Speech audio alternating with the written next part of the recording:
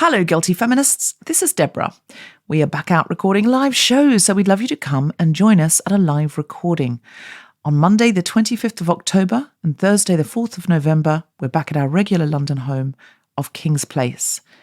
We're doing an NHS emergency special on the 25th of October with Jen Brister, Francesca Martinez, and some people from the NHS, of course. And on the 4th of November, we're with Grace Petrie, and she's going to perform some songs from her album. We're going to talk about it. It's going to be a bit more like Later with Jules Holland, only it's going to be later with me and Grace Petrie. But it's not late, it's 7:30. For tickets, go to kingsplace.co.uk. Then we're recording an episode at the Soho Theatre on Tuesday, the 9th of November. Tickets for that show are at sohotheatre.com. I'm also doing a week of solo stand-up comedy shows called The Guilty Feminist Stands Up. That's right, I am doing my own stand-up hour at the Soho Theatre. These shows won't be recorded, partly because what I want to say is quite intimate, and I don't think I want it all on the internet. All I can tell you is the themes are coming out and going in. There will be some classic Guilty Feminist material from over the years that people have particularly enjoyed, but most of it will be brand new. So please book tickets for this. I need to be with you as I perform this show and tell you these things. Now, my stand-up solo show is from Tuesday the 30th of November to Saturday the 4th of December. Please buy tickets now. They expect them to sell out, so don't miss out. I also want you to know that we have been nominated in the National Comedy Awards, but we need your votes to secure victory. Go now to the nationalcomedyawards.com and vote for us to win Best Comedy Podcast. And there are lots of other Guilty Feminist faves in other categories, so go and give them a vote while you're there. If we get shortlisted and we get to go to the awards ceremony, we'll take you along on Instagram Live. All of these links are in the show notes, or you can go to our website, guiltyfeminist.com. And now, on with the podcast. I'm a feminist, but the other day I read that a smile is an instant facelift, and since then I've been beaming, even when I've been really pissed off. So if I see you and I look happy to see you, that's not necessarily the case. I may just be trying to look youthful to see you. Do you think then, those annoying men that tell us to smile more? Do you think they really are just really interested in us looking youthful? Who knows what they want and who gives a fuck? I have no interest in what men who tell women to smile more. No interest in any fucking thing they have to think or say. They can fucking smile more. Try and smile more after I've punched you in the face, mate. That's all I'm saying.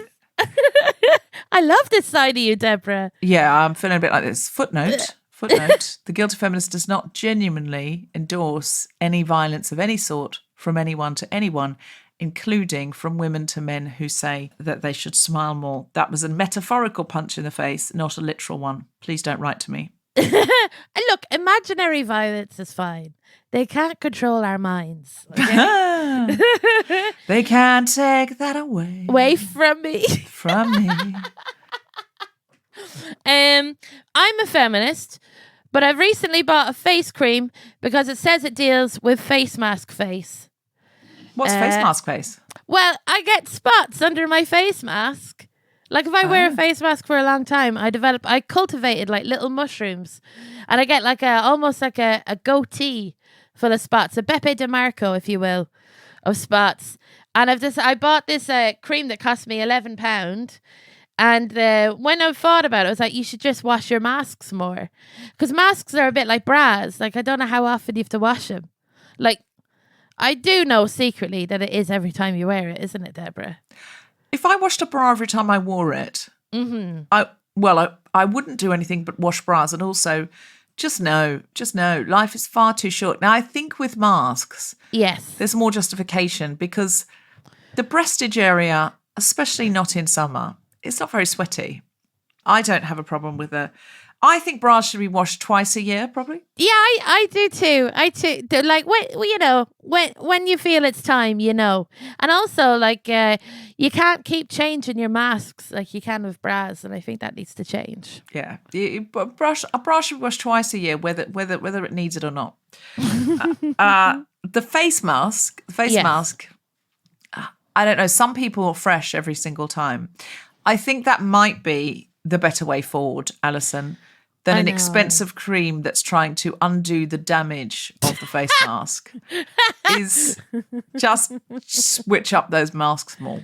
But it gives me the endorphin rush, like buying something for a problem that I've created. But, I'm a feminist, but the other day I was watching my cat wash herself, and I thought, if only beauty was so easy for me. If I could just lick myself into a state of beauty. But she really is stunning, Toast. She is. I'm a bit jealous of my cat's looks, honestly. I've got 3, and 2 of them are, fairly just a cat. They're cats. They're lovely, lovely personalities, but they are just cats. But Toast, who's a ragdoll, she's like a model. She is a trophy cat. She is like... She's cat candy. I have cat sitted for you, and candy. She was the one I was most worried about because she is the most beautiful, and that's really wrong. Like, I should care for all of their safety. But I was like, oh no, Toast. She's stunning, and I'm a little bit jealous of her, but I'm mostly jealous of how all she has to do is lick herself with a tongue, and all of the grooming is done. That's full grooms. She doesn't need all of the layers and potions and eyeliners and deodorants and bollocks that I have. She just licks herself clean, and she just does look hotter than me. She does, but I think, look, if we had a tongue that was basically an exfoliant, which cats do, I mean, it might as well just be a pumice. Have you ever been licked by a cat? Not a nice experience. It's like rough tongue. I love it. I love it when they lick your finger. Sometimes they groom me, and there's like a little rough tongue. It's so sweet. I'm a big fan. I can see why someone wouldn't be, though, because it is a rough tongue. But I just rewind? When I said my cat's hotter than me, yes, you said yes. And I feel like it's a friend's job to go, no, she isn't. No, you're hotter than Toast. Deborah. Or at least as hot. And you just went, yeah, it must be a bummer for you. And I was like, no, I think a friend, Alison, is meant to go, no, you're the hottest. I just don't think they're meant to go, it is true. Your cat is sexier than you. But Deborah, in fairness, right? And I say this for myself as well. We are not bred for our looks. We were never bred for our looks, I think that's a good thing. I think that's a positive thing overall, that human beings haven't been bred for their looks, in inverted commas. It's true. Ragdolls have been bred for their looks, their sociability, their attachment to people. They're like very pretty cats that are really dogs. Imagine if you're a potential parent and you're looking for a sperm donor and you're like, I want someone that's hypoallergenic. Like, you know what I mean? Because the cats are bred for their... That's true. What I want. Yeah. That's true. If you could create a child as pretty as Toast, who was also as low maintenance as Toast, yes, and was just never gonna... She's not needy. I mean, she is needy in as much as she waits till I go to sleep so that she can wake me up so she can knead on me. So she's literally needy. But fairly low maintenance. Like, I can go away. She's not ringing me up and going, Mummy, when are you coming back? Like, it's super low maintenance. I'm a feminist.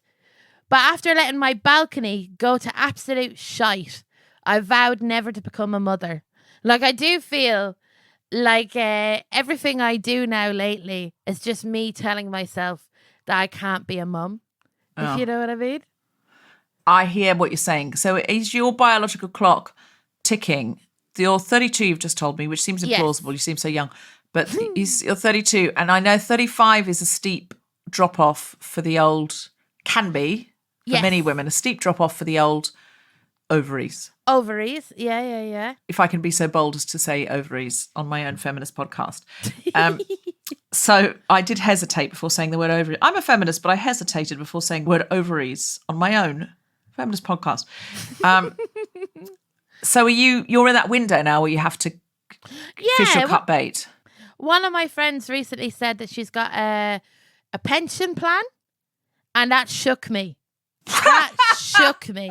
Shook you to the core. The idea of age creeping in. No, you should definitely get a pension plan. I reassessed everything. I'm still wearing crop tops, Deborah. I don't feel like I don't need a pension plan. You know, you can have both. You can fill out your pension plan in your crop top.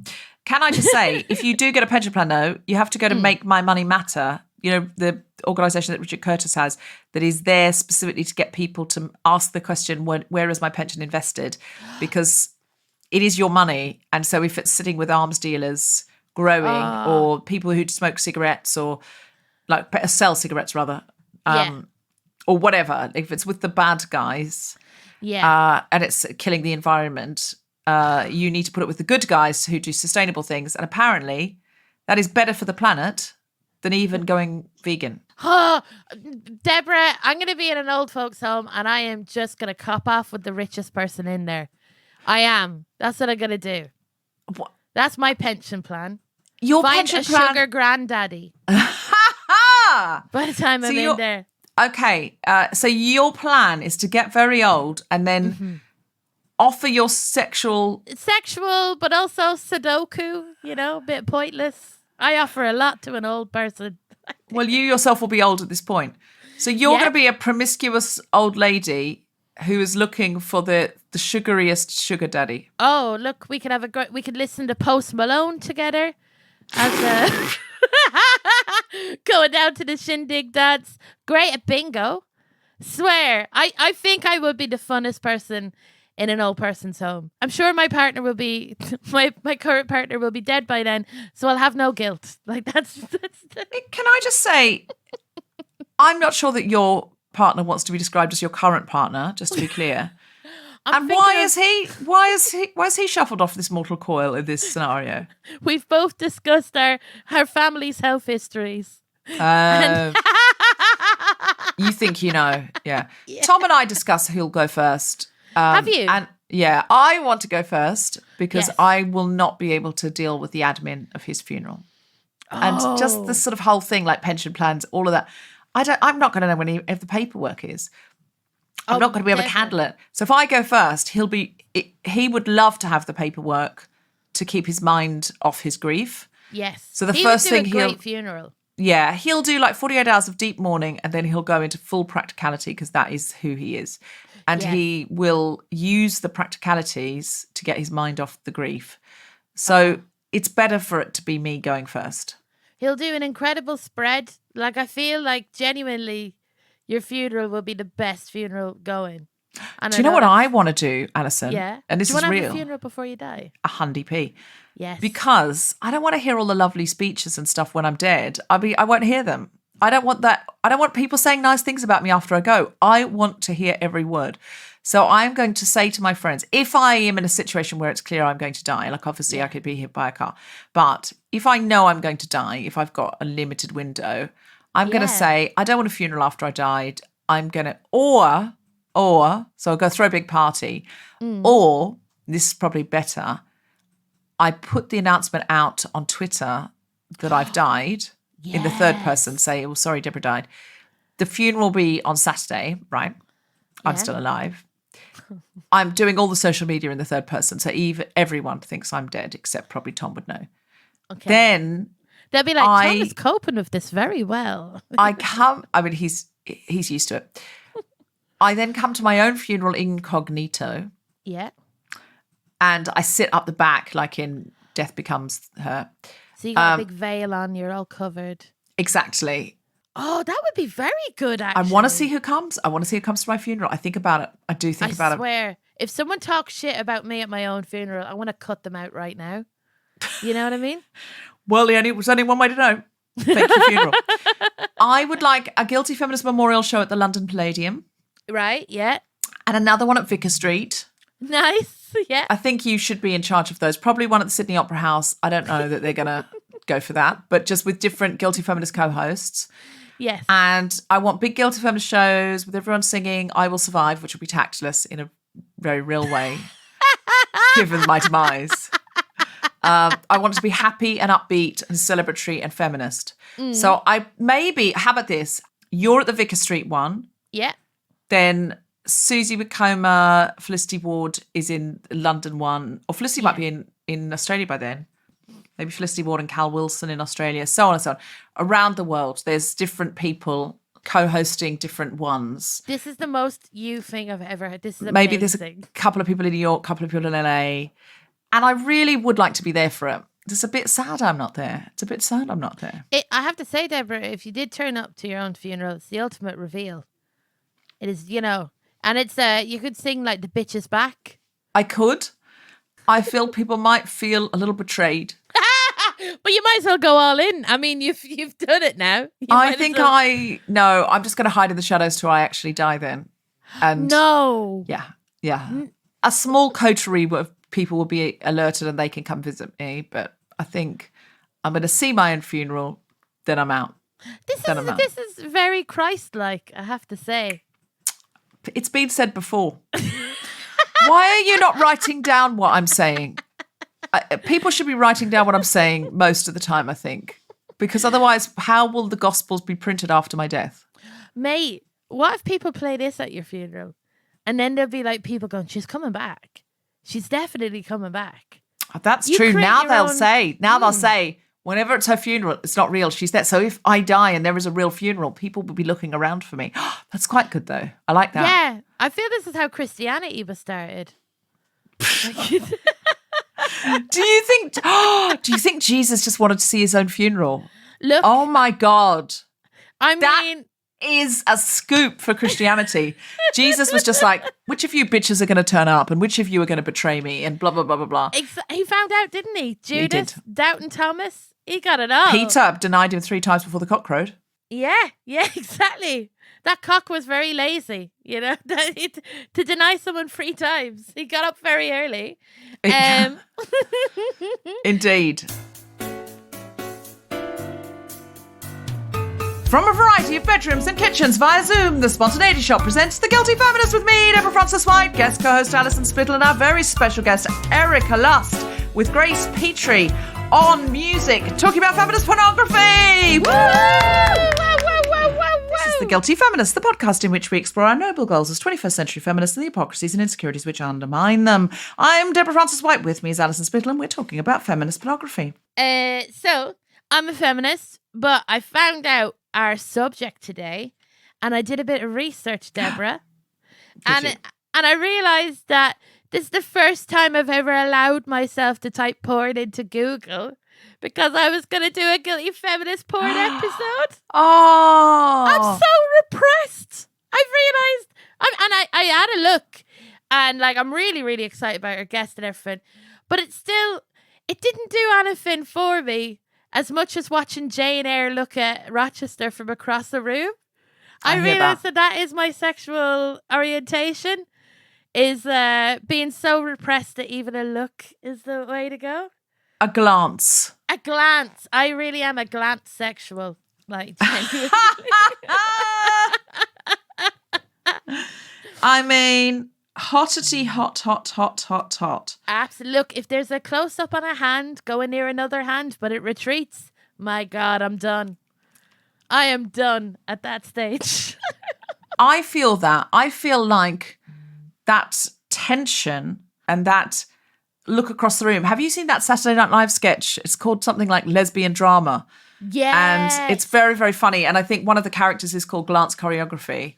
And the best supporting actress is The Wind and things like that. Of course. And it's 2 straight actresses who are brave enough not to wear makeup. And it's period lesbian film. That's right. It's like it's costume drama. And it just looks across the room. I think that kind of tension building is sexier than just watching people full on go for it. Yeah, like, Deborah, I like watching the cake get made. I watch cookery programs. I don't watch people eating. Yeah, I hear what you're saying. Do you know what I mean? But I don't judge. I'm really not judging. I really am judging myself. I know it's hard because me and you are both like in a similar position. We are both non-pornos. Both escaped religion, but it's like residually very within. And it's hard to let go. Honestly, for me, it's not shame about if I wanted to watch it. I mean, there's a little bit of embarrassment, of course. Yeah, actually, that's not true. That's not true. There is embarrassment. There is shame. Okay, let's be real. There's embarrassment. There's shame. There's religious repression. All of those things. But also, I have tried to watch porn, and I just don't find 2 people going at it sexy because that's not what I see when I do it. Like the way that it's done in porn, which is like cosmetically enhanced bodies and people over-exaggerating their responses and certainly close-ups on body parts. I just don't get why anybody finds it sexy. I'm just like, it's just strange. Well, it kind of feels very like not made for me. You know what I mean? Like, yes. I would be, like, me as a person would be classified as like a niche or something, you know? It would be like my body would be like, it would be given a term and stuff, which is very strange. And I don't really see that in other places. I know, like, trying to make, like, this is great that we're chatting and everything like that, but that is something that has put me off. And with people as well, you know? And I think that has destroyed my relationship of intimacy and everything. Is like, where I go, well, someone can't fancy me because they, you know, I am not that. Or when someone does fancy me, then I'm like, well, they're just very into this one thing and I don't want to be that one thing, which is odd. Anyway. I hear what you're saying. I think your boyfriend is a very... amazing man. Yeah, and super into you, both physically and connection-wise and all of those things. Yeah, we're one of these annoying couples that, like, just, like, touch each other all the time. Yeah. And I can't help it. You're really, really into each other. I think that's the whole thing with pornography, is the categorizing of people. Yeah. That I'm not into. I'm going to look up categories of porn so we can discuss them. But, like, in categories of porn, I'm a person that doesn't watch porn. I feel even weird saying that as if I'm making some sort of statement that I'm not a porn watcher. But I'm saying that because we are genuinely going to talk to someone who knows the world and who's, you know, and I don't want to pretend to them that, like, I know everything, because I'm coming here from a place of wanting to learn. But I've watched, like, all the Louis Theroux on porn things. I've watched so much about porn. You know, what upsets me is that the age thing of, like, if you're 22, then you're a MILF. Oh, well, this is the thing. I'm just looking now on Pornhub and I'm finding it kind of upsetting. These are the top categories and it says all. So the first one is teen and then it says in brackets 18 plus. But it's a picture of a blonde... I mean, I guess woman, 18 plus, but made to look like in a little girly pose.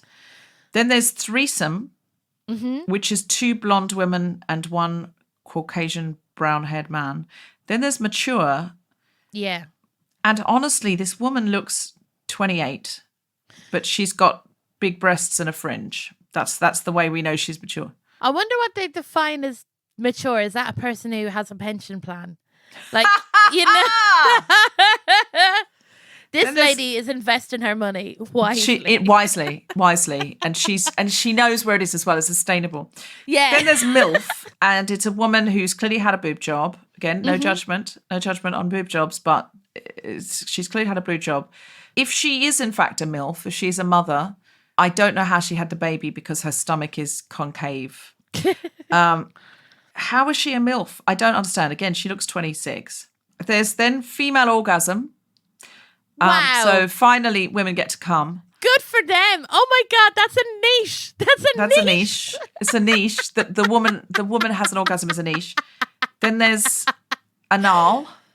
What's that? Anal. Oh yes. I thought you said banal. And I was like, I would watch banal porn. I think that's probably what I watched. Like, it's very banal porn. Banal anal porn. Then there's gay. There's a whole other section which is gay only, but this is under all.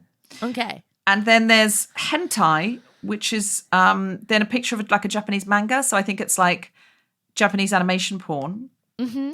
Then there's amateur, which is a blonde girl with a sort of crop top pulled out. Yeah. And then there's old young. I'm going to give you a guess. It's heterosexual. Who is old and who is young, my friend? Please answer the question. Is the man old and is the woman young, or vice versa? Oh my gosh. It's like my friend went to the Cannes Film Festival and he played this game, Daughter or Wife, where he was looking at people walking down the street, and it was just... I mean, seriously. Yeah. Then there's lesbian. Lesbians get one category, for the whole of lesbians. For so the they whole don't of get all lesbians. of these combinations. And then there's Ebony, and that is a picture of a black woman. And that is Pornhub. Isn't that awful? And that's Pornhub. I assume Pornhub is the biggest, like most mainstream. And it's basically loads of white women in their 20s and then one black woman under the category of black. That's the top. And then there's other ones, I don't know what they mean. One says babe. One says babysitter. And it looks like the mum and dad have come home and the babysitter is having a good time on her own. Well, that's none of their business, you know. As you would point out if you were watching the porn. Yeah. Then there's, this is interesting. There's behind the scenes. This is so, the world of porn is not, I mean, we really do need our feminist porn guest today, given people like porn and we want, people to have ethical porn to use, but also the value set of this is just awful. Behind the scenes, and it seems like you can see the man holding the boom mic. I don't know why you would like that. I guess a boom mic's kind of phallic. That's true. You want to see the production values that have gone in. I'd love to see like pornography catering. I feel like maybe you're going to see those guys get involved in some way because who's filming them? They're not really. It's not really them because who's filming the filmers? Do you see what I mean? Yes. Then there's BBW. What does that mean? But it's the picture is of a woman with very large breasts. Big, beautiful women. I think that's there you go. Yeah. Then there's big ass, but the ass displayed is not as big as mine, so I could clearly. This is where you're coming in. This is your category. Then there's bisexual male, who I guess it's a threesome with two men and a woman. Mm-hmm. Then there's blonde. Mm-hmm. There's some other ones I won't read out. There's British. British. Yeah. Last time we talked about porn, I looked at what British was, and it was like a schoolgirl. Is it like Sex Actually? Or something like that. We could do like a Richard Curtis porno. Exactly. Kind of, 4 orgies at a funeral. There's casting, there's celebrity, but I don't know who the celebrity is. I'm cosplay. Sure, like, cosplay. And there's someone dressed as what's Margot Robbie's character in? Is it? Oh, Harley Quinn. Yeah. Yes, I think this person is dressed as Harley Quinn. There's college, which is 3 girls in academic gowns showing their knickers. Good for them. Oh, there's. What's this one? No, I'm not going to read that out. Okay. There's some that are really very graphic here. I mean, I'm on Pornhub. I shouldn't be surprised. Yeah, there's another part of me that's like, Google knows I've looked this up now. And as if like, I don't know if there's going to be some sort of purge in 20 years where we get told what our search history in public. I know, I really do catastrophize stuff way too much. I feel like if that's happening to everyone now, it's going to happen to everyone. And if they say, Alison, you once looked up porn as some research for a podcast, I think people aren't going to go, well, you're the worst person in the world. They're going to be worried about what's going to be read out about them. There's one here that I think you might like, Alison, and it says funny. I'm going to screenshot it and send it to you. Amazing. And then I want you to describe what you're seeing. Oh, is it like 2 people just having sex in front of a brick wall? Like it's the end of Seinfeld or something? Someone does a knock-knock joke. No. It's... Oh my God! Yes. Please describe for the listeners what I've just sent you. We're both going to get done in the purge now. We're both going to get done in the purge. Done in the purge. So these are 3 women having a great time. They look like they're in an ad for like a hen party website kind of thing. That's right, yes. So we have one woman in the front. She's got how would you describe her face? Like this, a big grin, a big happy smiley face. And she's holding up a man's penis in front of her mouth and nose. And someone has drawn, and I have to say, Deborah, very badly, a moustache on that. So it's funny because, she's got a little Groucho Marx moustache on a penis in front of her face. That is correct. And there's one of the girls in the background has got her thumbs up to indicate that she enjoys this. Yes. And the other one is laughing, again, with a slightly hen nighty feel to it. Oh, genuinely, like if you took these women and photoshopped out the penis and put a salad in front of them, you'd think that this was you would think. Oh, that is the case. Laughing at salad. And we're talking here like he's in a state of arousal, But someone had to draw that, and it's at the side, so I don't think it was him. Like, someone had to draw that moustache on that penis.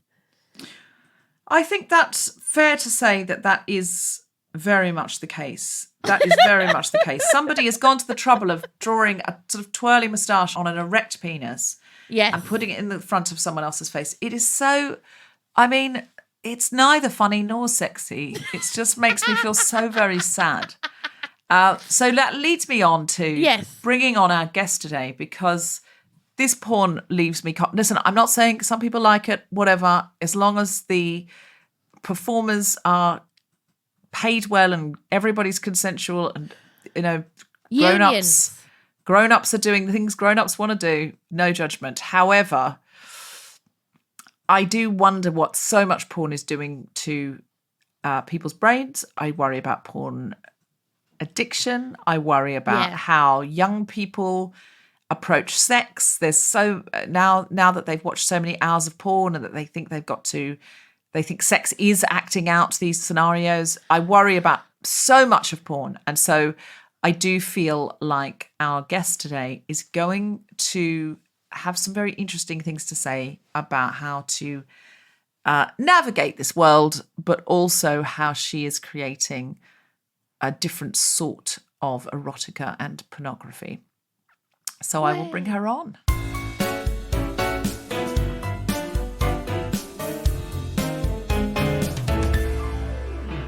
Our guest today is an award-winning filmmaker creating sex-positive indie adult cinema that portrays sexually intelligent narratives, relatable characters, and realistic hot sex. Her focus on female pleasure, cinematic values, diversity, and an ethical production process have helped us to change how pornography is consumed and presumably made. Please welcome Erika Lust. Woo, woo, woo, woo. Thank you. I am so excited to have you here. This is great talking to you. It really is. Thank you very much. It's a pleasure being here. Can I ask you, Erika, because I'm not really a porn person. Okay. So how do you create sex-positive, super feminist pornography? Like, what's day one of that? Like, you get out of bed and you go, oh, you know what I'm going to do? Like, where does that impetus come from and how do you do it? Well, it's been kind of a long journey, you know, and actually I made my first short film 2004. So it's many years ago, but it started already on a kind of thinking basis when I was a young adult and I was back at university. I was studying political science and gender studies and had lots of thoughts about, I guess, my own sexuality. And obviously I was checking out pornography. And I kind of realized back then that the images that I was presented with, that they didn't really somehow work for me. I mean, obviously my body got, horny by watching these images. I did feel excitement, but at the same time, I felt somehow troubled. I didn't like the stories I was told. I didn't like the kind of roles that women were put in. I didn't like the way that it was always about them pleasing the men. But it was never really their stories. And I just felt like I was also a huge film fan. I loved cinema. I always loved cinema. And it just felt to me that most of the porn that I was finding was kind of ugly. It was boring. It wasn't interesting cinematographically. So there was kind of many things that I wanted to change about it. And then I had many conversations with friends, with men and with women. And I kind of found out that most of the men, they had a very easy time with pornography. They used it for self-pleasure. They watched it and they felt good by it. But most of my female friends, they had very similar reactions to mine, that something didn't really work out for them. And I guess that with kind of the background of power balances and gender studies and all of that, I kind of put that together and started to kind of think about why didn't porn really work for us? What was wrong with it? And then I realized that most of it was actually made by men for men. And women had a very, very, very small kind of role in the whole making of it. Yeah, so like pornography is essentially like safety belts. You know, they were made with men in mind, and women were an afterthought in that regard. And it's like, with women, it's like, I know the safety belt works, but it's actually uncomfortable. It doesn't, it's very much like that in that way. Yeah. And a lot of different areas. I mean, this is not very different from science in general. If you're starting to look at all the medicine studies they have done, most of them they're done on the male body. Yeah. And then suddenly, you know, women start saying, hey, this is not how I work. This is not my body. Hey, my boobs don't fit in this. What's going on? Exactly. That's how it is. So we obviously need women in this world. We need women being involved in every possible field. That's the only way of changing things, you know, and that's what's one of the things that I learned at university studying political science. And we were talking about the critical mass. And the whole idea with that is kind of the only way of changing the rules and society is getting women into parliaments and getting women into governments. And only when we start to become at least a critical mass of around 30%, then we're starting to have a voice and a say and a way of changing industries or laws or values or rules or whatever it is. Yeah, that's totally cool. We should look at pornography like politics in a way as well, because it does change the world.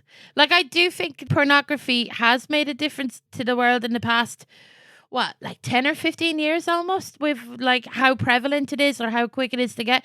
And I don't know enough about it to say whether like it's a bad thing or whatever. Do you know what I mean? But it would be silly of us to think that it doesn't affect the world, you know? Obviously, I mean, pornography has become mass media. That's how it is. I mean, when I grow up, I was born in 1977. And when I grow up, it wasn't really that, you know, it was a genre that people were using for their self-pleasure kind of. But today with the evolution and what happened, I mean, from the first magazines and photographies, cinema came around, then video cassettes, then DVDs, and then the internet. And then it started on the internet as pay sites, but then suddenly all these tube sites, these kind of free tube sites was popping up.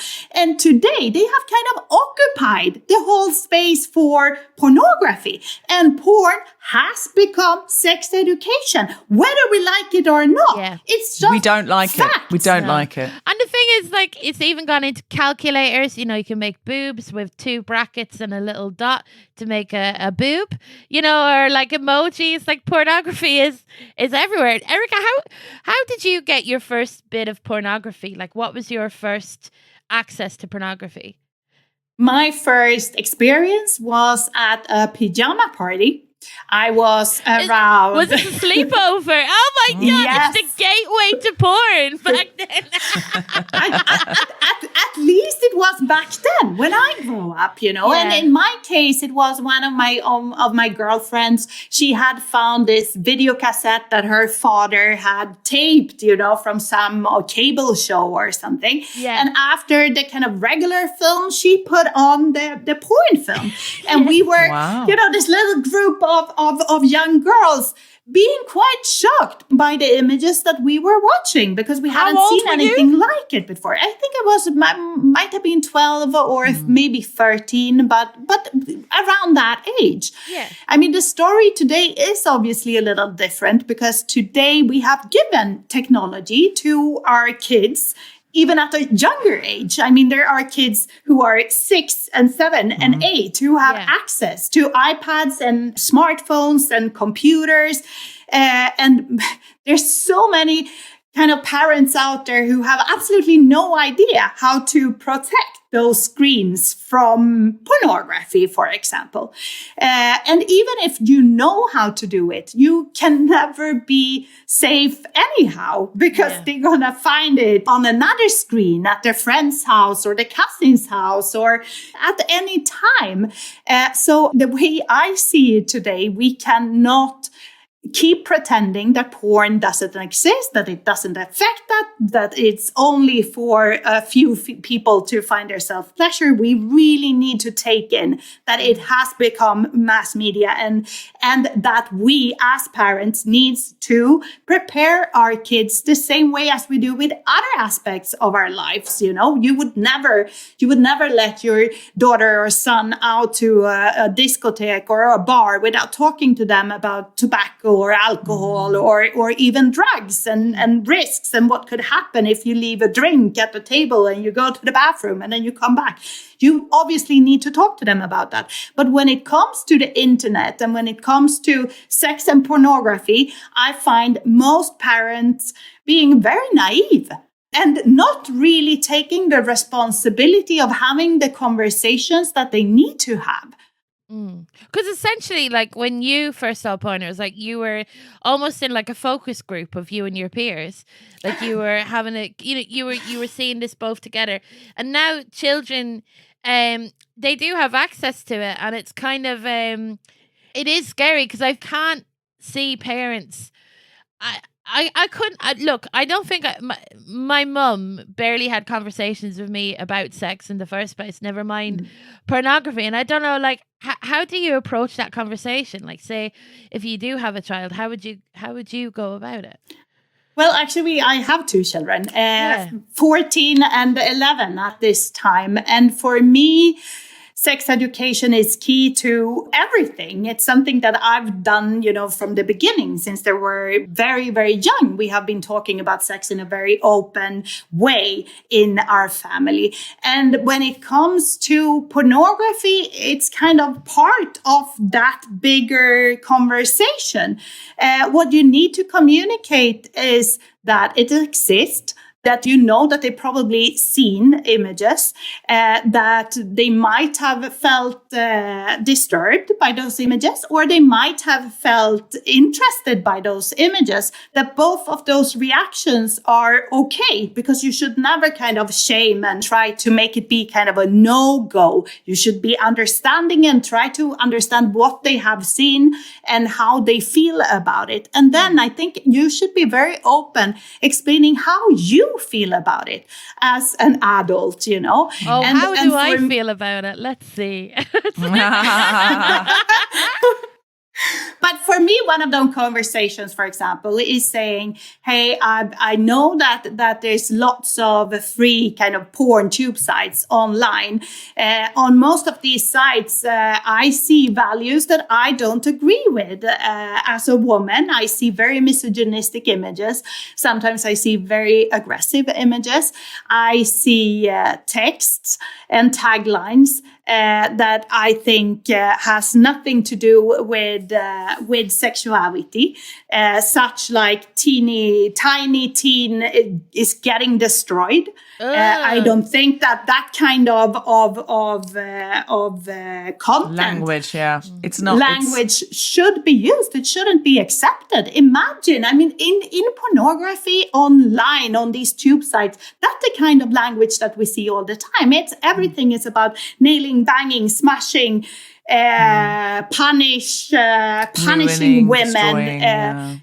Exactly. And that is a very tragic vision, I think. So, Erika, you're releasing a film in October for Breast Cancer Awareness Month. It's called Wash Me, and it's based on the real experience of English director Rebecca Stewart getting back in touch with her sexuality and intimacy with a partner after breast cancer treatment. Could you tell us about this? Yes, this is a film that is already made. It's gonna premiere during the month of October. And it's called Wash Me. And the whole idea kind of came to Rebecca, who is one of my producers and have been working with me now for quite many years. And she found out that she had breast cancer. And obviously that was a very personal process. And in that process, she realized that it was difficult kind of to have connection with your body and your own sexuality, that there's a moment where you feel like you're losing your own sexuality. And when she started to feel connected to herself again, she thought that it could be a very interesting idea to make a short film where you can actually see how a woman in her position gets back to connecting with her sexuality while she is healing from the cancer treatment that she have had. It's a beautiful film. Rebecca did a fantastic job, really, in portraying this moment of intimacy. And it's done with so much taste and so much understanding. And at the same time, it is a very sexy film to watch.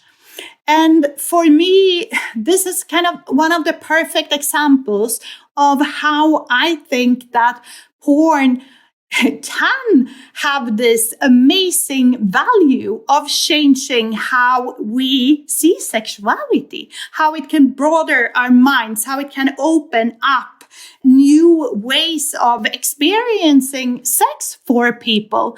I think that when we talk about porn, if we ask whoever out on the street kind of how they define porn and what they see in porn, most people would probably think about these kind of 3 tube sites that I'm saying are occupying all the porn space, because they have taken over most of this industry in a way. And I think that there's so many people not knowing that most of these sites, they are owned by the same company.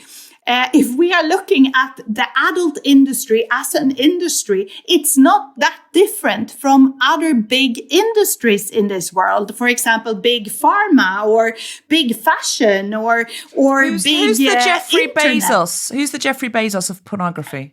Well, there's a company called MindGeeks, and they are the owner of most of these sites that you probably know by name. MindGeek. And they are based in Montreal in Canada. And we have basically what happened is that they bought up the industry somehow, you know. They started putting out I shouldn't even call them films, because most of what they are showing are not even films, you know. It's kind of video clips. Isn't it piracy as well? Isn't it? They're stealing content. It's a lot of yes. It's a lot of piracy.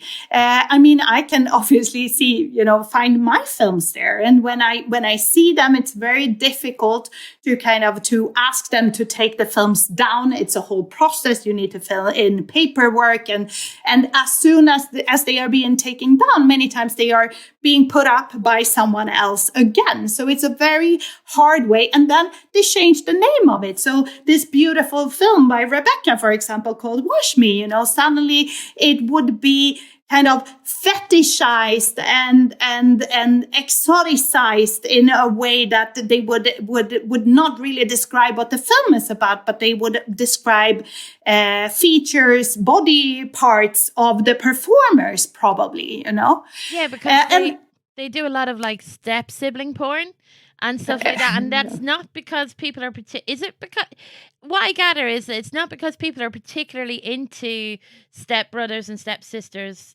having sex. It's that they're trying to categorize all of these. It's trying to stand out, isn't it? And put as many categories for an algorithm or something like that. It's trying to game an algorithm.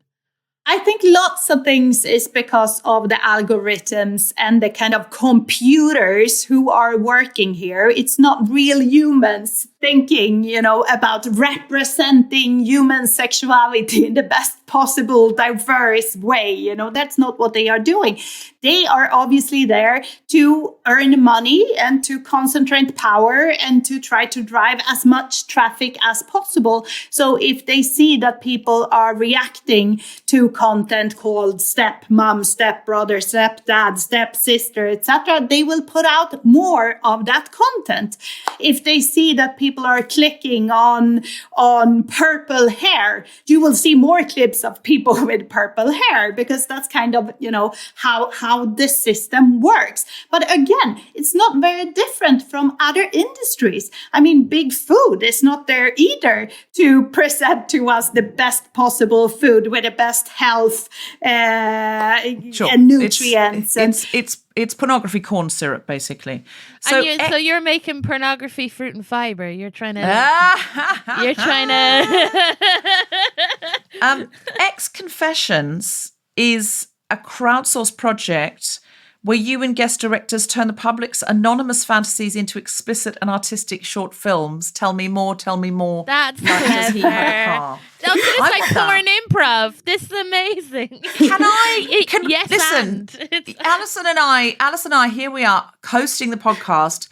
Could we send, could our anonymous requests for fantasies being made large on screen, could they be put to the top of the pile? That's all I'm asking now. If we had a special fantasy and we sort of said, oh, Erika, we're your best friend now. Like, when you come to London, we'll have to go for cocktails. Could we, okay, here's another question. How much would John Hamm be to you? I think if we could get a big enough check for John Hamm. Grace Petrie's just joined. I suspect she'll have some Taylor Swift ideas. Okay, what I'm wondering is, I would like porn that's just for me. I don't really like the idea of everyone watching my porn. It feels like, oh, loads of people have climaxed to this. Could I have something that's just for me? No one else watches it. What would that cost? I imagine it'd be quite expensive to have bespoke porn that no one else looks at. But it's how I feel and it's what I want. How rich would I have to be? I suppose Elton that's a John whole different category. That's customized porn. Just Customized for porn. you. It would probably be quite expensive, yes. Yeah. But there are people out there doing this kind of porn. Really? It's a category. It's existing. Yes, it is. And people Bespoke have very porn. specific ideas of what they want and how they want it. I bet Bezos gets it, and I bet it's just him fucking the world. Like I'd say, it's like someone dressed up as Jeff Bezos and someone else dressed up as the world. As the globe. As the globe. And when he comes, he propels into space. Exactly. That's right. I mean, we all know the shape of that rocket. If rocket dreams. Actually, Alison, in a very real way, we've got one extremely brilliant client now, because that's a joke, but we could pitch that to Bezos, and I bet he'd buy it. And he'd pay top dollar. The guy's minted, I've heard. Yeah, we can get it on Prime. It would all be, you know. I'm not promising to deliver it in 24 hours. I am asking, though, Erika, when you get these requests from the public, are you specifically reaching out to women? Is this always heterosexual? Is it queer? Is it what? How do you choose which of these anonymous fantasies you are going to put onto film? And then how do you let people know, oh, yes, you know, it's anonymous. So do you just then say we're releasing it based on some requests we've had? How's this going to work? Well, many people are sending, their emails. So they get an email back telling them that their story has been picked, and then they get a year of a free subscription to the site. And when looking forward to that when our to idea is selected, Alison. when it comes to picking their confessions, I mean, it all kind of depends on my mood in a way. What I'm looking for is something that is challenging, interesting, exciting, something that makes me go, wow, I want to watch this. I would like to watch this as a film. It's definitely not heteronormative. It's very diverse. All genders, all sexualities. It is diverse. We are trying to get in as many different people as possible, ethnicities, body types, age groups.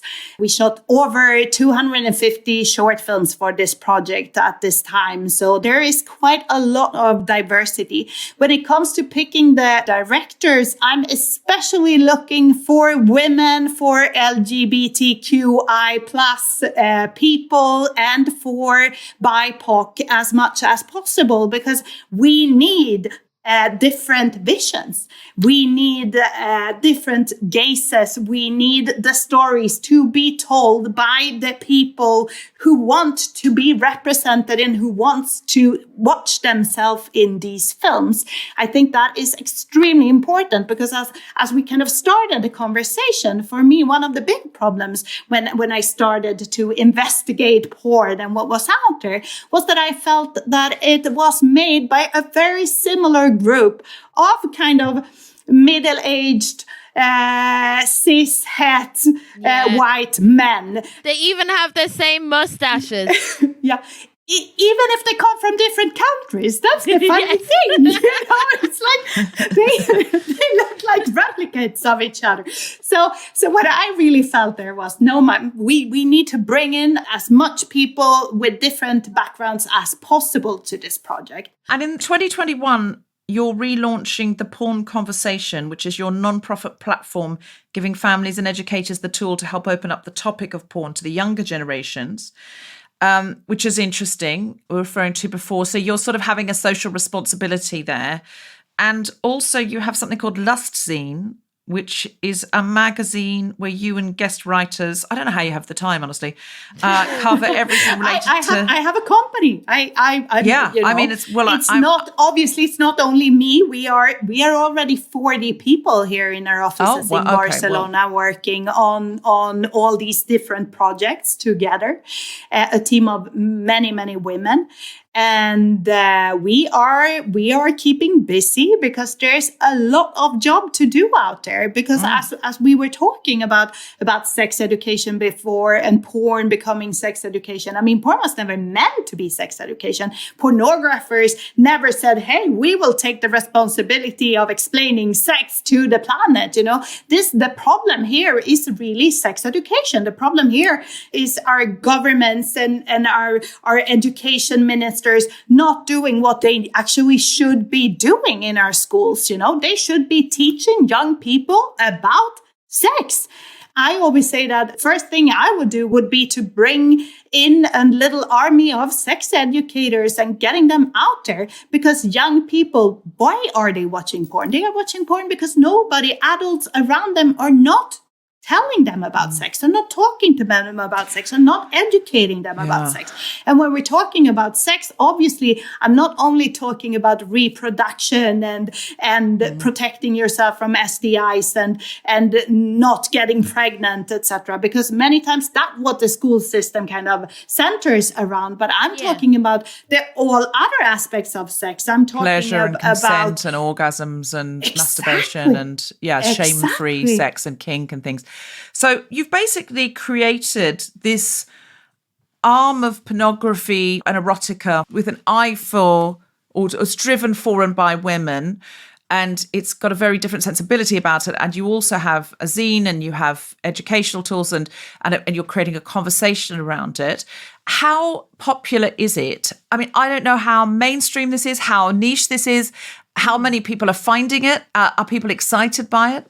Yes, people are very excited about it. And not only women, lots of men also, because masculinity is also changing at this time, obviously. And I'm seeing more and more men becoming aware every day of the values that we've been talking about, that these tube sites are kind of spreading. And tube sites, when you say tube sites, do you mean things like Pornhub?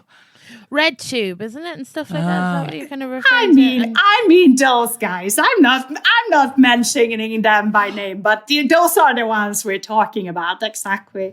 Because here the tube means, we call the London Underground a tube. So I kept thinking, are these sort of, what do you mean by things on the tube? And then I've sort of figured out, you mean like YouTube, but not YouTube, some kind of porn site that's like YouTube, basically, where people bang their clips up. You mean like Doggers without cars, like with an Oyster card, Doggers with an Oyster card kind of thing? Thank you, Alison. Yes, thank you for clearing that up. Doggers with an Oyster card. The Circle Line. The Circle Line at midnight on a Saturday night. Anything goes. There's Deborah. One particular carriage. It's the back carriage. If you look through that window, it's on for young and old. Mind the Gap, the Circle Jerk Line. It's all there.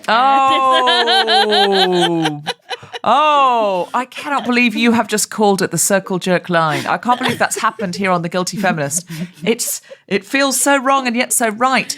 That's pornography for you, Deborah. That's generally... I mean, I feel you're going to be hired quite soon by Erika Lust. You're going to get a job offer from Erika right there. If you need anyone to punch up your pornography, Erika, like I could throw in a few jokes. We could get some sound effects going or whatever. Punch up for comedians means write more gags. To be clear, because earlier Erika was talking about she doesn't like violent language in porn. So don't say punch up. Don't say punch up. So if our listeners would like to access this erotic content, this is how comfortable I am. This erotic content, as it were, No, I am. I'm perfectly comfortable. What you're saying and doing is amazing. I'm not. I'm joking. I just make fun of myself because I always come up with turns of phrase like erotic content. Me and Deborah were both like brought up with religious and strange religions. So like, you know, we are positive about it, but you know, we've our own shit going. I like to watch pornography with my eyes tightly shut. Yes, me too. And I'd like it to be in another room from me, ideally. If it's in the bedroom and I'm downstairs with my eyes shut, it's fine. It's exciting. Sorry, Erika. What were you saying? Erika. No, I was just saying that it's also true, obviously, that not everybody wants to watch pornography. Not everybody wants to watch penises and vaginas and penetrations and etc. And that's also something that I think is important. So we created another project called Else Cinema that is kind of the soft version of these films. So if you don't want to see all of it, you can still get the stories, you can still get the passion, the sensuality, the feeling. And we are even... So Bridgerton, basically. Exactly. Bridgerton is hardcore. That's it. You don't see penises and vaginas in Bridgerton, though. But You can see I say, arses. I find that hetero pornography... I had to watch it once very, very early on. We did an episode of The Guilty Feminist. I think episode 5 was about pornography. And so I had to watch a lot of pornography as a challenge for the episode so I could sort of have, discuss it because I'd never seen any really at all. A little bit of something light, but like nothing, I really hadn't. I was so shocked. It's all penises going into vaginas and I don't see that when I'm having sex. I've never seen my own vagina during sex for obvious reasons. And so that's not what I'm imagining or thinking about when I'm thinking about sex. So it really shocked me. I was like, who wants to see that? It felt so, I don't know, somehow surgical, or it felt like biology class somehow. And I was like, why is this erotic? I couldn't understand it at all.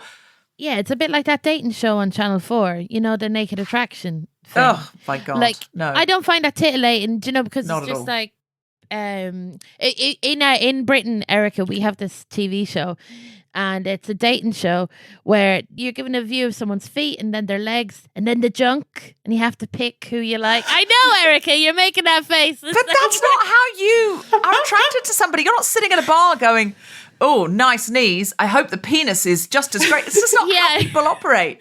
Speak for yourself, mate. So I'm excited to see your stuff. Where do we find it, Erika?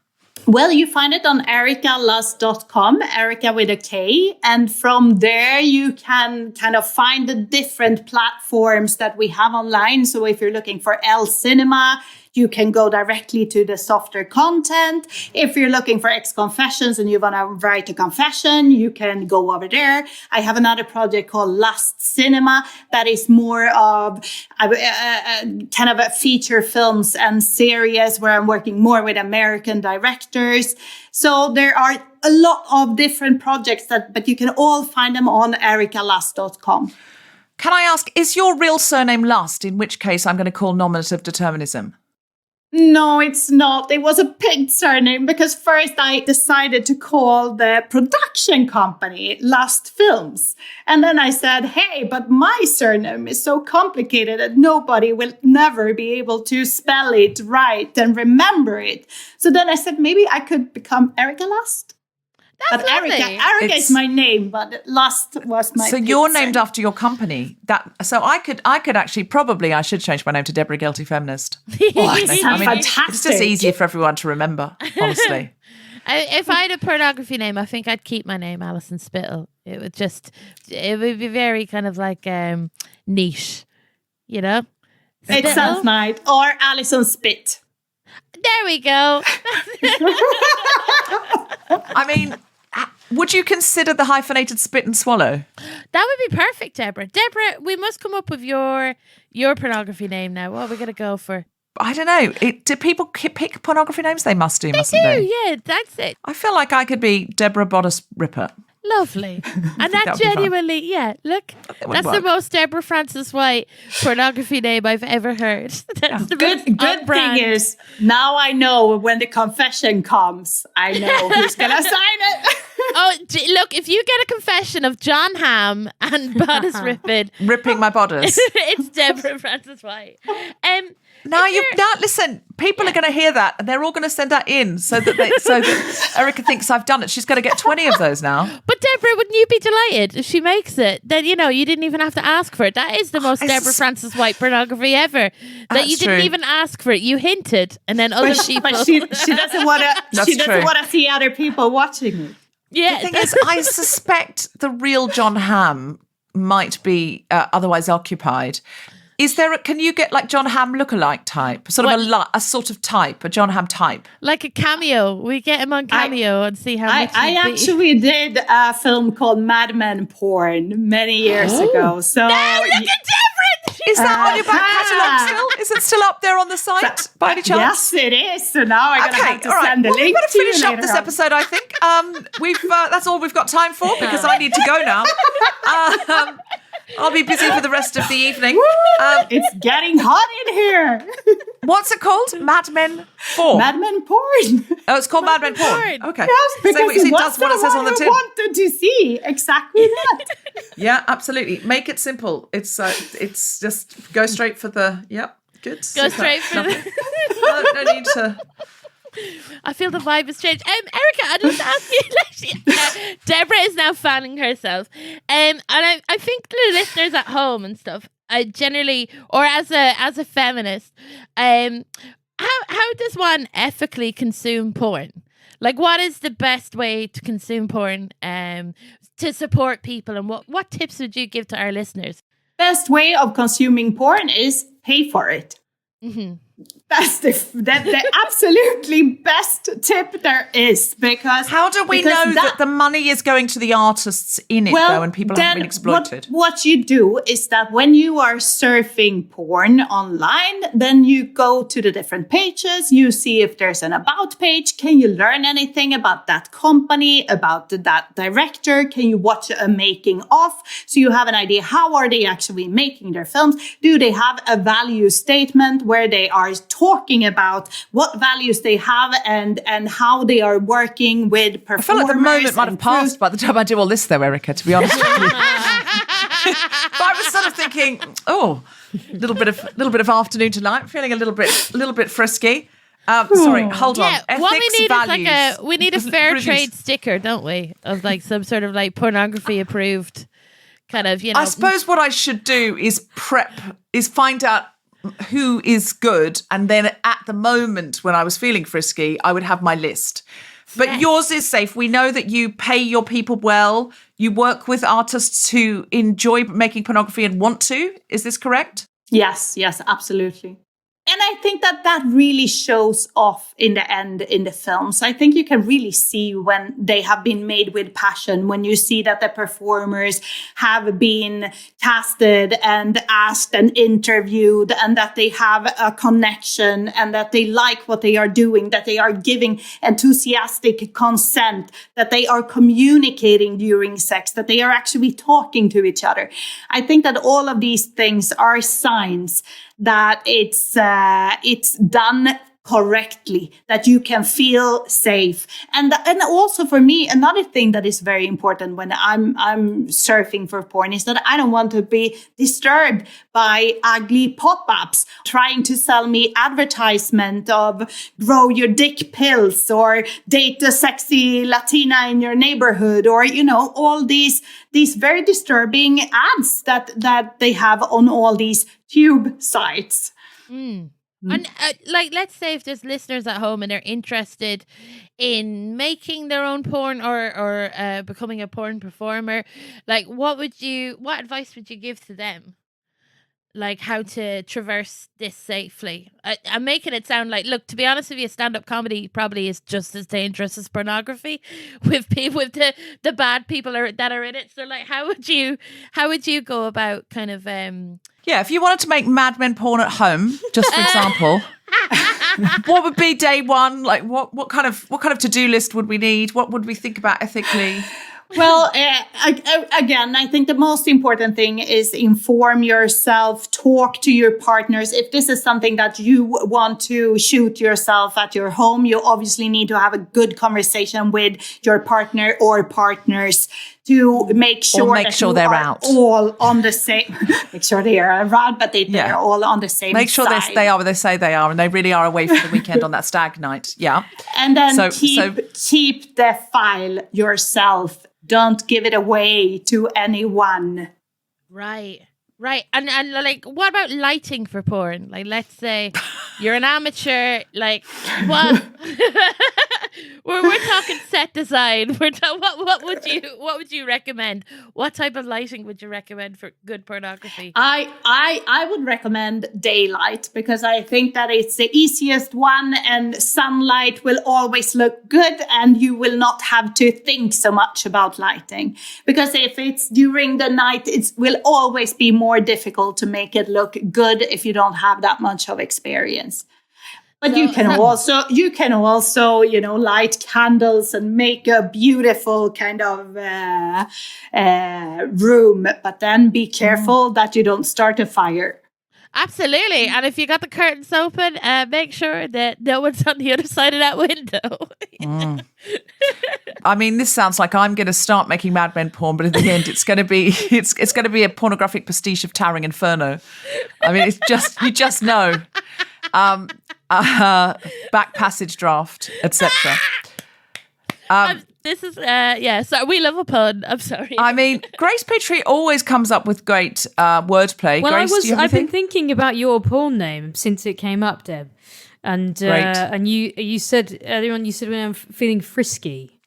And then we were talking about ethical ways to do it. And I was thinking, what about Deborah Wank Frisk Wright? Oh, You know? There's layers and I am layers not to having it. a name. Wank is not going in Wank any isn't going name in there. that is associated. No, I'm very classy. You know that. I'm very elegant. You've toured with me. I'm glamorous. Okay. I'm elegant. I'm chic. so I can confirm I toured with you and I didn't see any wanking. You know, so Thank you. Did you see elegance and chic though? Did you see glamour? Yes, you did. Eric, You should ask on social media for people to vote on your porn. Are we name. really vetoing Come up with Deborah your porn name. Deborah Wank Frisk Wright?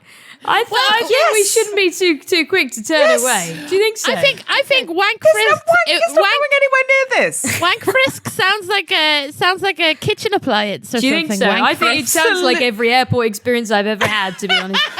Oh my god. What, Deborah Frances White. How about that then? Frottage. Oh my god. Not if you are allowed anywhere near my porn name. If I do think of wank as a dirty word, but you know, it's hey. just to sort of have a wank. It's just sort of it's lowbrow. It's downtown. Well, it's, you know, it's. I'm much more lowbrow than you. You know, I mean, you know, you're an uptown girl. You've been looking for a downtown man. That's what I am. You know? listen. If you sing me Billy Joel, Yes. then there's nothing you can't have. I genuinely would love to see pornography to the soundtrack of Uptown Girl. I just would find that would be like. I feel like Uptown Girl might be a good porn name for me. There we go. Uptown That's Girl's just, it's great, very, yeah. it's quite Uptown chic, Girl. it's quite glam. It's suggestive, but it's not like actual, you know, it doesn't have the word clit in it. Do you know what I mean? Like, we don't need to be that graphic, in my opinion. So I think my pornography company name is going to be Ungraphic Pictures. You're gonna have a very hard time. No need for And the graphics. share price is just plummeting here in ungraphic pictures. Nautica erotica. It's just going to be lots of shadowy candles. I like the candlelight. It's going to be sort of suggestive, like a shoulder in candlelight. Maybe it might move forward and backwards, something like that. Just a sort of a kiss on the neck, that kind of thing. It's just suggestions, elegance, titillation. That's all fine. There's no need to see thrusting of any sort. Grace, do you have a pornography name that you would like to share? For myself. Yeah. Oh, I didn't. I was just worrying about yours. I was worrying too much about yours, and that went down. You'll like a lead balloon. give, Grace. That's the problem with you. That's very much you never what think I've about been yourself. told. Yeah. Disgraceful petting. Disgraceful petting. Oh, I mean, That sounds non-consensual. Do you know what I mean? No, I'm not. No, disgraceful is just like she's such a Disgraceful. disgrace. Yeah, look, you've Grace Campbell calls herself Disgrace Campbell. You've That's her broken name the on rules of the swimming baths. You know, it's that type of thing. Yeah. You've broken the rules of the swimming baths. That's so Irish. We're pretty close to Halloween, and I always change my name on Twitter at Halloween to Gross Creep Tree, and I feel like maybe it's applicable for both situations. You know, Gross Creep Tree. I am never watching porn with someone. Look, to Erika, tell her no one's going to watch porn with gross. What is it? Gross creep tree. Speak for yourself. There's a niche out there for everyone. Don't kink shame. You are kink shaming. The thing with That's porn a very is that small niche. I don't think Erika's investing an Whatever enormous goes. amount of her money in that. That's what I'm Really? saying. Yeah, I'm saying you're going to get a 50 pence budget for Gross Creep Tree. I'm not saying no one will watch it. I'm saying that Listen, I haven't gigged in a year and a half. Times are hard. I'll take 50p for Gross Creep Tree. Available for hire. Okay, well, you've heard of that here. Grace has actually been making amazing music videos and is about to release her album. So I think she's sort of being overly modest here. But I am interested to see if the Guilty Feminists got our minds together, what we could come up with in the if we collaborated with Erika Lust. Yeah, Erika, we could do like a blooper reel of pornography. You know? Just sneezing at the wrong time, or I'm sure that's happened before.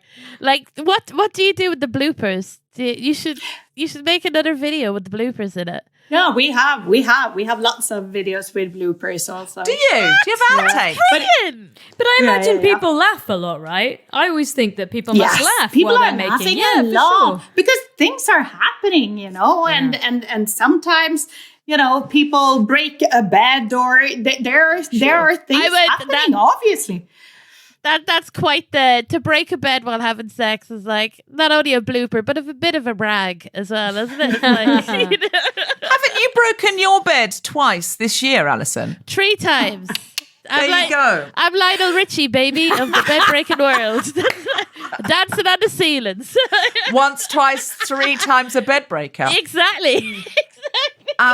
Well, Erika, I am actually intrigued, and I'm not normally intrigued by pornography. I don't normally. You've fully turned her around, Erika. I've never seen. I am actually going hear to go that. and look. And as I say, I'm just not someone who wants to watch other people have sex. But I'm not. I mean, I don't know. I'm saying that. That's very rude of me. I'm sure there are certain situations where I would. What are you trying to say? But as we said before, maybe it's not for everyone either. No, because I think that what I've seen has been awful, and I think sometimes you open a door and you go, "Oh, actually, that's really nice. I didn't know I liked that." So I'm getting more open to new things as I get older, and not just going, "I haven't seen it yet. I'm not going to like it," because I think actually your sexuality is quite much more expandable than you think it is. So I am actually going to watch and see if I can find some films on your site, as it were, that I might find exciting in some ways. Why can't I talk like a normal person about this? No, I know it's so hard, Deborah. And it's like, there's no pressure. That's what I like about this conversation as well. It's like that, you know, no one's judging anyone for whether they do or do not watch porn. It's like, it is each to their own. And like, if you as a listener have not had a great relationship with porn, I haven't myself, you know, and if you try this and if it doesn't work for you, there's nothing wrong with you. You're perfectly fine. And if you love porn, it's the same thing. And I think it's it's kind of, I'm really happy I had this conversation with you because I've never talked to anybody about porn before, unless I'm joking all the time. You know, that kind of way. I've never talked about porn where it hasn't involved like a pizza joke somewhere, you know, where like there's a pizza guy who comes and is like, how will I ever pay you? And it's like, you know, blowjobs become Bitcoin in it's a cryptocurrency in pornography, isn't it? Blowjobs. I don't Anyway, know I'll this. shut up now. in a man's world, that's kind of how it works. Yeah. And that's also why it's so important to change the perspectives. So what would happen if you change that perspective and it's your story and you are telling it? Yeah. I also think Maybe I feel something safe else watching your happens. pornography because I feel like sometimes, you know, in the past when I did approach this last time, I thought, well, I don't know, how do I know, you know, how do I know this is ethical or consensual? Yeah. And apparently a lot of women feel that. The only porn I liked when I did that thing years ago for the Guilty Feminist, because eventually I just put in men in well-cut suits because that is my porn. I don't think I'd sort of opened up the bisexual door very far at that point. And so I put in men in well-cut suits, and it was gay porn that came up. And that actually was the only porn that I thought, oh, this is quite exciting. And it's because I think also I wasn't there was no objectification of a woman in a way that you were talking about for me to worry about. And the men seemed to really like it. So I don't know, one can never tell, but that's how it felt. So I am excited to watch your stuff. We need to watch Wash Me, which is on your site. Yes, it's gonna premiere in the end of September, so it's not on there yet, but it's coming up next, and it's really a beautiful film. And that will be on your site. I think a lot of our listeners will be on X Confessions. On X Confessions, okay. Mm-hmm. And there's also crowdsourced films where you can put in your own anonymous fantasies and see if Erika responds to it and finds it exciting and wants to make it into a short film. It could be you. Grace Petrie. Yes. We always ask you if you have a song that somehow speaks to the theme. Do you have such a song? Well, no. The answer is no. I just want to say before I do a song, Alison Spittle, Alison makes your bed brittle. Way! You know, very, very good. It's always working up here. I'm looking at your face, Deb, and I know that you're still annoyed with me about wank frisk right. But, stop saying it. Just don't say it ever again. Why would you say it again when clearly I have found it upsetting? Oh my God. Don't start that on Twitter. Jesus. Hashtag. No.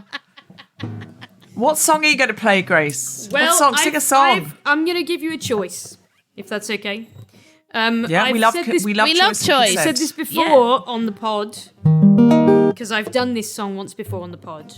I don't often repeat material on here, but although I'm not in any way complaining, I love being on the podcast. I've been very, very lucky to be on the podcast so much, but we are exhausting my back catalogue at this point. But don't you have new songs coming out for your album, or you're not allowed to play them yet because they're not released?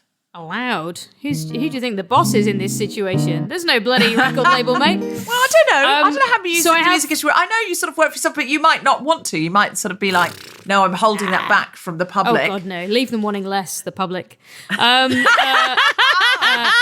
So I have two options for you. That's the name of our erotic film company. I thought you were going to say that's the name of my porn name. Leave them wanting less. Christ almighty. That's what the reviews have all said Christ about me. almighty is a little bit of a hubristic name for your porn name. It's because I always come twice. Hey! Apologies to all of the Christians listening out there. The second coming isn't bad, actually. The second coming isn't bad. So I have two options for you. I only have one song in my entire life, in my entire career, that I've written that mentions sex, and it is a breakup song, but it feels relevant because it mentions sex. So that's one option. Or I have another song which I've never played before on the pod or anywhere else, and it's not particularly relevant to discussion, apart from it is sort of a feminist song. And it's about the propensity of male artists throughout history to put women on pedestals and turn them into muses. And it's called... How do you not see that is perfect for this? You think that's good? Okay. Yeah. Yes, because it's like men objectifying women. Sure. And this is what Erika's trying to fight, is men objectifying women and making them other. Okay. That is perfect. I'll give that a go. I've been excited to hear this because I've looked at the names on your album on iTunes, and lots aren't released yet. Obviously, only 2 are released. And it's called No Woman Wants to Be a Muse. Yeah, you're right. Yeah, exactly. yeah. So I've been dying to hear this. Cool. So this is perfect. Well, I hope so. Yeah. In that case, yeah, I'll go for this one. And I was inspired to sing this because you can cut this out if you want. But I read an article this week, an interview with Lindsey Buckingham, and I'm a massive, massive Fleetwood Mac fan. But he's done this article about how he's left Fleetwood Mac and he's doing this solo album, and it's so funny to me because, like, I think if Stevie Nicks dumped me, I think I still wouldn't be over it 30 years later. But nonetheless, it's just the most incredible article in which he's like, among other things, he says, I just think she wanted me out of the band because she got tired of competing with me. And I was like, buddy, you are talking about Stevie Nicks. Stevie Nicks ain't competing with anybody. God. But and before that, because there's a line in this song about Lindsey Buckingham, and it's not very favourable. And I was feeling a little bit guilty about writing it. And then when I read that article, I was like, no, I was right the first time, man. Team Stevie Nicks forever. So I'll do this one if that's okay. It's called No Woman Ever Wants to Be Amused. And it goes this. We're not cutting any of that out.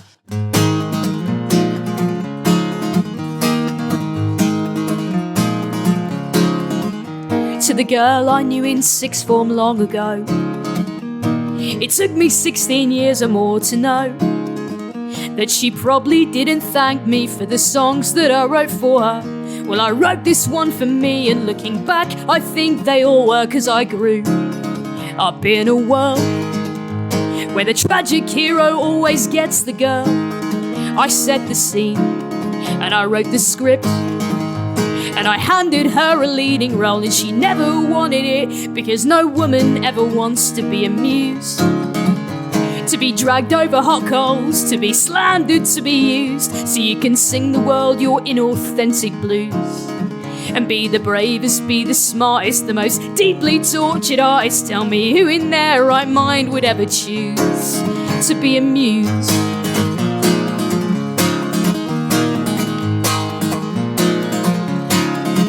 Well, I wish for all the world I knew back then to not repeat the deeds of famous men that took just one perspective, 'cause it gave them a good villain, absolved them of their sins, and in the process made a killing. Best be warned not to believe this bleeding heart I wear upon my sleeve, for all the pain it might imply.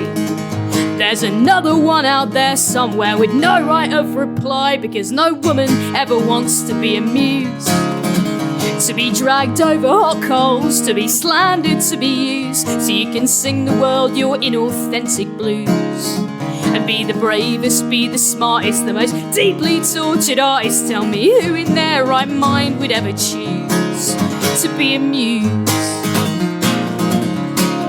to be amused. Yeah, and maybe Stevie Nicks really drove him out his mind, but maybe Lindsay should have gone his own way too.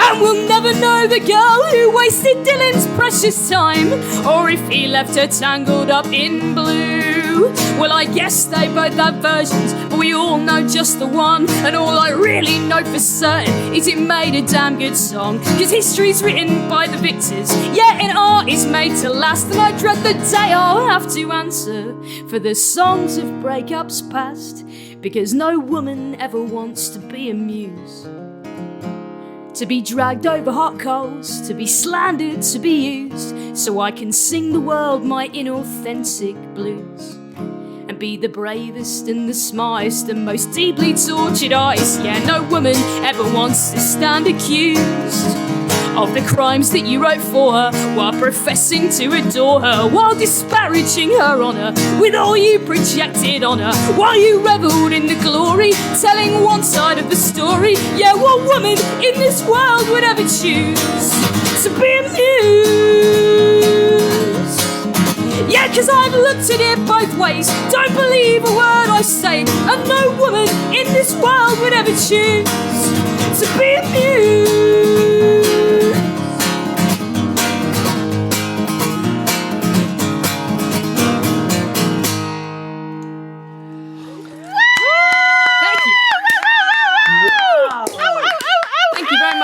Grace, you've done it again every time. God, that was so good. So good. Thank you so much. So good. So many amazing Thanks, turns of folks. phrase in that. Yeah, Really good. It was that was beautiful. Thank you so much. Yeah, it was therapy when I was writing it, because I was like having this experience when I was writing all these songs, and I was like, I've just done the same thing. You know, I grew up with these patriarchal standards of what it is to be an artist. And I kind of like wrote all these songs about women in my life who just never had any chance to say anything back. And I was like, yeah, I'm doing all the dreadful things that all of the men have done. So it's all a learning process. That's art, folks. You're so vain. I guess you think this muse is there for you. Yes, exactly. That is good. Yeah. Yeah. I was like coring my apples while listening to it. And just Is that a euphemism? Sounds like it. We finished with the porn talk. Oh, apple core spittle. There you Hey. go. Sounds a bit Well, fun that was absolutely fantastic. Can I just say a huge thank you to Erika Lust? Big round of applause. Amazing. Yay! Thank you very The much. wonderful Grace Petrie. Thank you so much. I actually wouldn't mind being your muse, Grace, Oh, just for like hey. one or two songs, but then maybe not in my right Well, mind. as your listen, song when I suggests. write the song called the Deborah Wank Frisk Wright Blues, oh my god, you know, don't come crying to You do me. that? I'm You can't have it both ways. what? I really can. You Both- can. That's why they call me Both Ways Frances White, and that is my porn name. We finally right got there. a porn name. That's my porn name, Both Ways Frances White.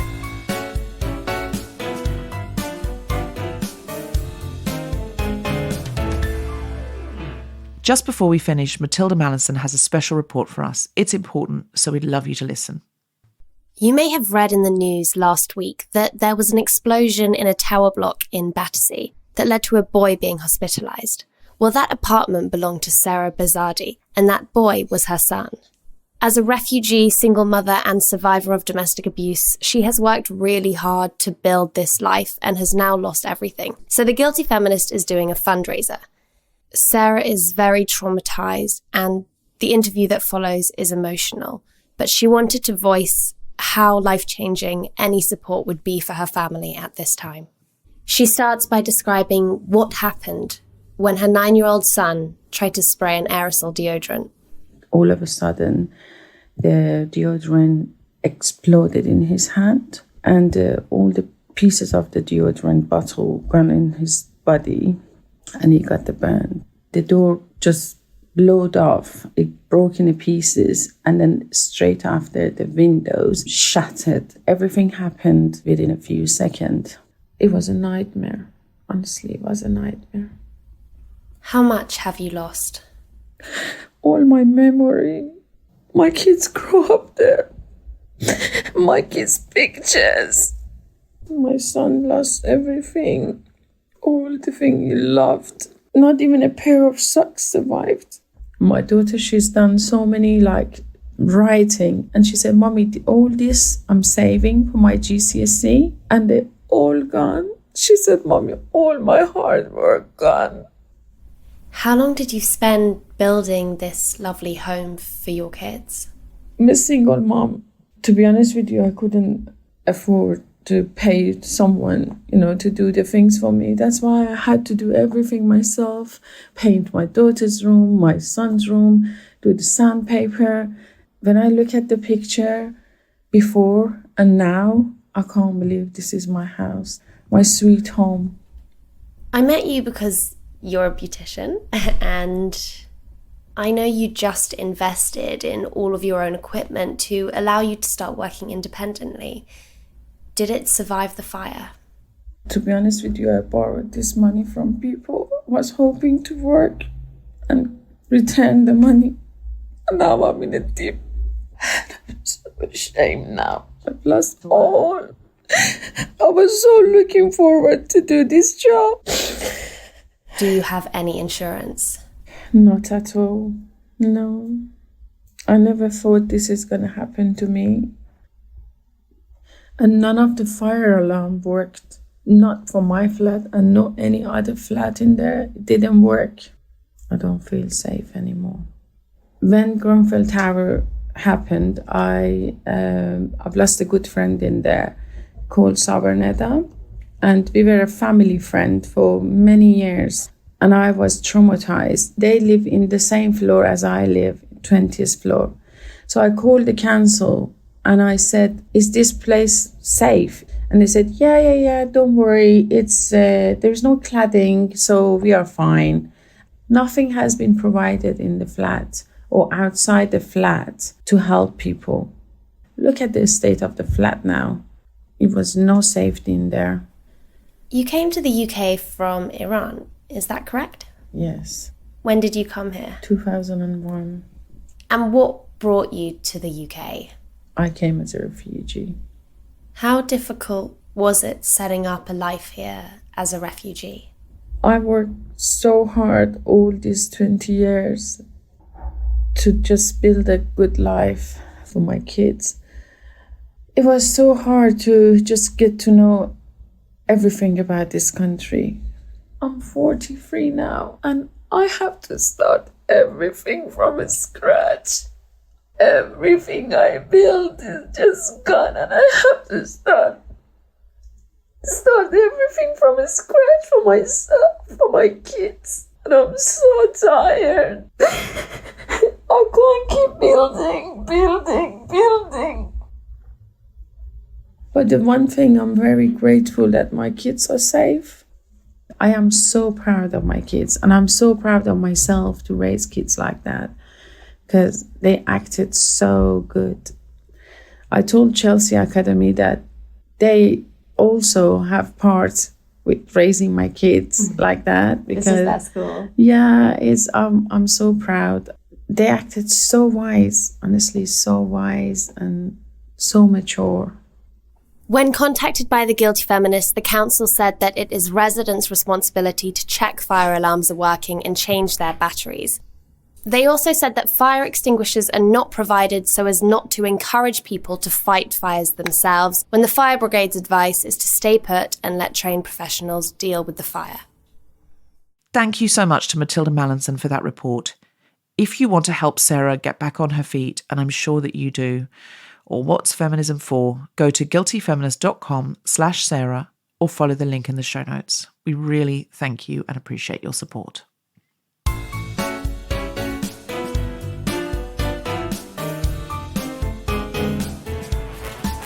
You have been listening to The Guilty Feminist with me, Deborah Frances-White, guest host Alison Spittle, and our very special guests, Erika Lust and Grace Petrie. The Guilty Feminist theme tune was composed by Mark Hodge and produced by Nick Sheldon. The producer was Tom Salinsky for the Spontaneity Shop. Thanks to Rachel Craftman, Gina Decio, and everyone who made this happen, as well as all of you for listening. For more information about this and other episodes, visit guiltyfeminist.com.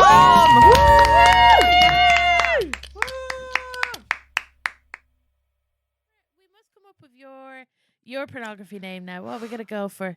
Alison Spittle, you'll swallow. Oh, Hey! Oh, we'd be a double act. Is I'm that going like to be- anti-tech of pornography? Please edit this out. I pick ant. I pick ant. I'm going to. The Guilty Feminist is provided exclusively from Acast. Find it wherever you get your podcasts.